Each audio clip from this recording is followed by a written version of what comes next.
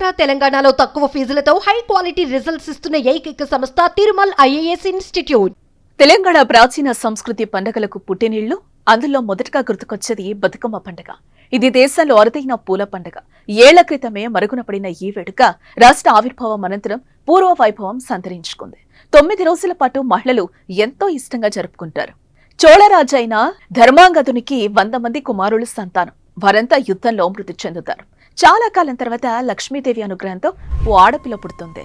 ఈ పాపకు బతుకమ్మ అని పేరు పెట్టి నిండు నూరేళ్లు బతకాలని అందరూ ఆశీర్వదిస్తారు. ఆ అమ్మాయే బతుకమ్మగా పూజలు అందుకుంటోంది.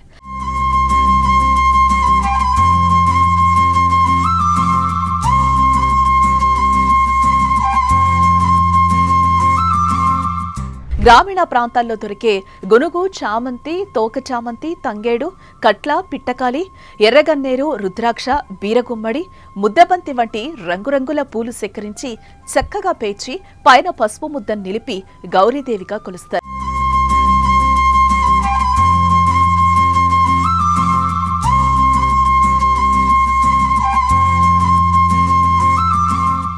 ప్రతిరోజు సాయంత్రం ఆడుకొని చెరువులో నిమజ్జనం చేస్తారు.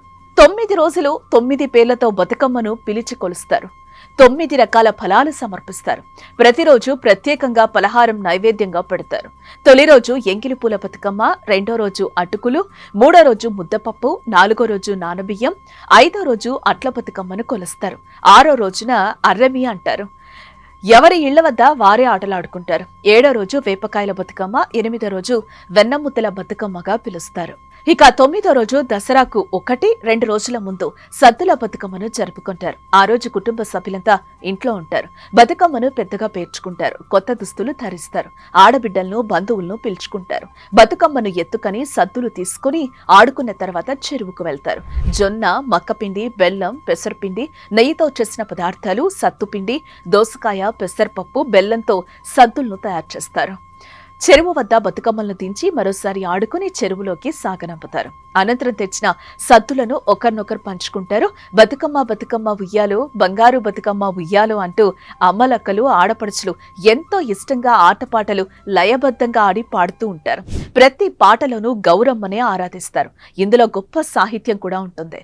ఎక్కువగా ఆడపిల్లల జీవితాలు, కష్టాలు, అత్తవారింట్లో ఎదుర్కొనే సమస్యలు పాటల రూపంలో బయటకొస్తూ ఉంటాయి.